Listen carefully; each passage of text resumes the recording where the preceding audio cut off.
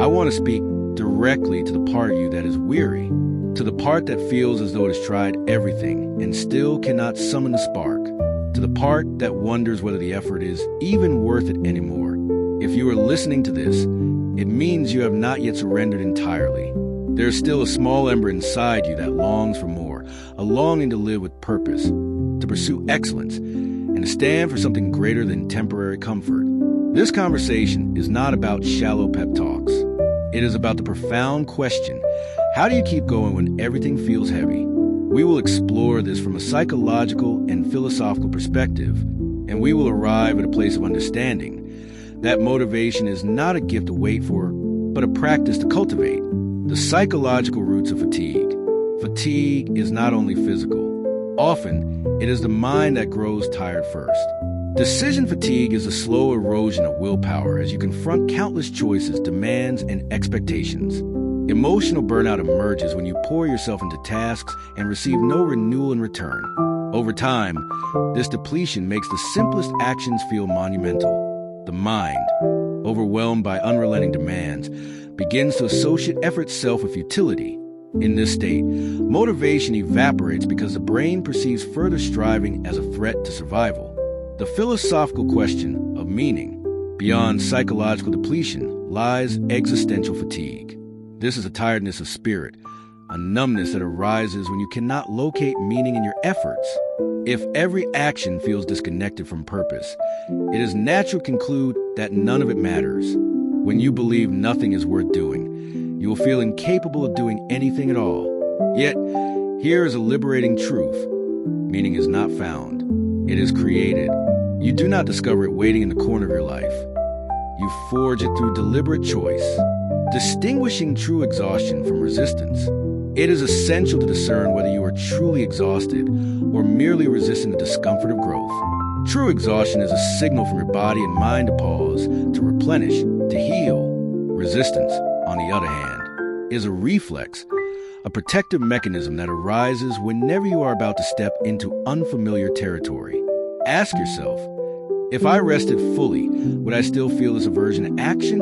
If the answer is yes, you are likely encountering resistance disguised as fatigue. Recognizing this difference is a first step toward reclaiming your motivation. The stories you tell yourself. Human beings live by the stories they repeat. When you say to yourself, I'm too tired, or I'm not capable, your nervous system interprets these statements as reality. Over time, your behavior will begin to confirm them. Yet, if you choose to narrate a different story, one in which tiredness is a passing state, not a permanent identity, you create room to act. Motivation is often born not from energy, but from a commitment to a story in which you are the one who continues. Redefining difficulty. It is tempting to interpret difficulty as a sign you are on the wrong path. But consider this. What if difficulty is simply evidence that what you're doing is significant? If it were meaningless, it would be easy. Philosophers have long argued that struggle is a crucible in which character is formed. Psychologically, reframing challenge as training transforms frustration into fascination. You begin to see each obstacle not as proof of inadequacy, but as an invitation to become someone stronger. Identity and motivation. You are not merely someone trying to be disciplined, trying to be purposeful, trying to be resilient. You are someone who is disciplined, who is purposeful, who is resilient. The difference may seem subtle, but identity shapes action more powerfully than intention. When you identify as the kind of person who does what needs to be done, regardless of mood, you liberate yourself from the tyranny of fleeting emotion. Tiredness becomes just another condition to navigate, not an excuse to abandon your commitments. Discipline is a lifestyle. Motivation is a temporary state. Discipline is a chosen lifestyle. Discipline asks nothing about how you feel. It only asks whether you will honor your commitments. Discipline does not require that you enjoy the process. It only requires that you respect the process enough to show up. Over time, this respect matures into a quiet form of self-respect that no external validation can replicate. Micro-commitments. You do not need to solve your entire life today. You only need to take one small step in alignment with your purpose. Psychologically, micro-commitments, tiny, consistent actions, create momentum. When you honor these micro-commitments, your brain releases small doses of dopamine, which reinforces a behavior. In the face of exhaustion, ask yourself, what is the smallest action I can take right now that moves me closer to my ideal life? Then do only that. Integrity as self-alignment. Philosophically, integrity is a harmony between what you profess and what you practice. When your actions align with your principles, you experience a powerful sense of congruence. This congruence is energizing in itself because it spares you the psychic exhaustion of self-betrayal. Integrity means showing up for your commitments even when no one is watching. It means living so that your private actions can withstand public scrutiny. And it means understanding that the cost of abandoning your values is always greater than the relief of avoiding temporary discomfort. Cognitive contrast. One of the most effective ways to awaken motivation is to contemplate contrast. Imagine the consequences of surrender, the erosion of self-trust, the regret of potential wasted, the dull ache of unfulfilled purpose. Then, envision the rewards of persistence, the clarity, the strength, the quiet pride that accompanies disciplined effort.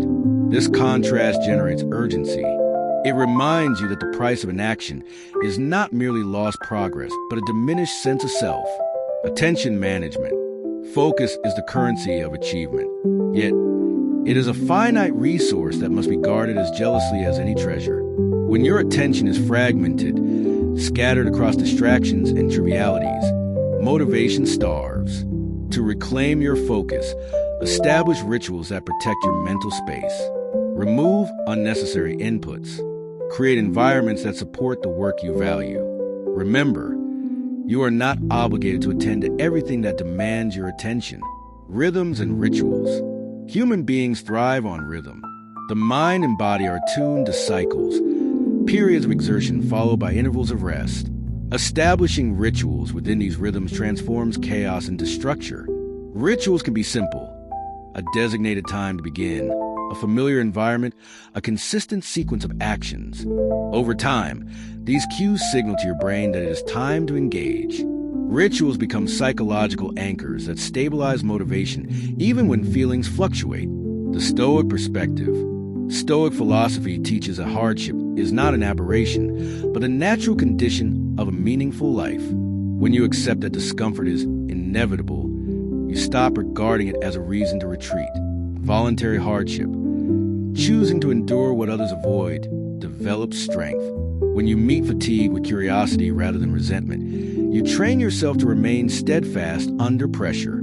The existential perspective. Existential philosophy argues that life itself is neutral, devoid of inherent purpose, and that it is your responsibility to create meaning. Motivation, therefore, is not a reaction to favorable circumstances, but an act of will. When nothing external compels you to continue, you are free to invent a reason, and in that freedom lies the purest form of purpose, the choice to care. Transcendent purpose. A purpose that transcends the self is among the most potent antidotes to fatigue. When your efforts serve something larger, a principle, a vision, a future you may never fully see, you draw strength from a well deeper than personal gratification. Transcendent purpose offers a stabilizing perspective that your life is not merely about your own comfort, but about the contribution you make to the larger tapestry of existence. Strategic rest. Rest is not weakness. It is a strategic investment in your capacity to sustain effort. The distinction lies in intention. Are you resting to avoid, or are you resting to replenish? Intentional recovery is proactive. It includes sleep, nourishment, movement, and stillness. When you rest strategically, you return to your work not only with more energy, but with more clarity about why it matters. Emotional processing. Unprocessed emotions drain vitality. Resentment, grief, and fear linger beneath the surface, consuming your focus and siphoning your motivation. To sustain effort, you must be willing to feel. Create regular intervals for honest reflection. Acknowledge what you're carrying. Name it without judgment. In doing so, you reclaim the energy that unexpressed emotions have held hostage. Reflective silence. The world is loud. Its clamor drowns out your own voice. Silence, real, reflective silence, allows you to hear yourself again. In silence, you remember what you value, what you fear, and what you long for. Silence reconnects you to the deeper currents of your purpose and renews the conviction that your effort has meaning. Self-dialogue. At the core of motivation lies the conversation you have with yourself. Self-dialogue is the daily practice of summoning clarity and courage through language. When you feel tired of everything, speak to yourself as you would to a dear friend. Remind yourself of your strength. Reaffirm your commitments. Reframe your fatigue as proof that you are alive and engaged. Tracking progress. Human beings need evidence of movement to remain engaged. Track your progress, not only in outcomes, but in effort. Record the days you showed up despite difficulty. Celebrate consistency over perfection. This record becomes a testament to your resilience, a reminder that even when you felt empty, you continued. The discipline of beginning again. No path of discipline is free from lapses. You will drift. You will forget. You will surrender to fatigue. And when you do, you have only one task: to begin again. Beginning again is the highest expression of discipline. It is a refusal to define yourself by your interruptions. It is a decision to stand up one more time than you fall. Today, you have explored the landscape of exhaustion and the terrain of motivation. You have learned that tiredness is not the end of the story. It is simply a chapter in the larger narrative of your becoming. Remember, discipline is stronger than mood. Purpose is stronger than fatigue. And your commitment to integrity is stronger than any fleeting impulse to quit. You do not have to feel inspired to act with excellence. You only have to decide that you are willing to honor your values, no matter the circumstance. Thank you for spending this time reflecting on your own journey. If this message resonated with you, I invite you to subscribe and continue exploring practices of resilience, discipline, and purpose. Today, and every day, you have the power to reclaim your motivation, not by waiting for inspiration, but by living as someone who does the work regardless of how you feel. When you are tired of everything, remember this: the most meaningful victories are earned when you continue despite the absence of feeling. You are capable of greatness. You are worthy of your own respect, and you are stronger than you know. Until next time, stay disciplined, stay purposeful, and keep going.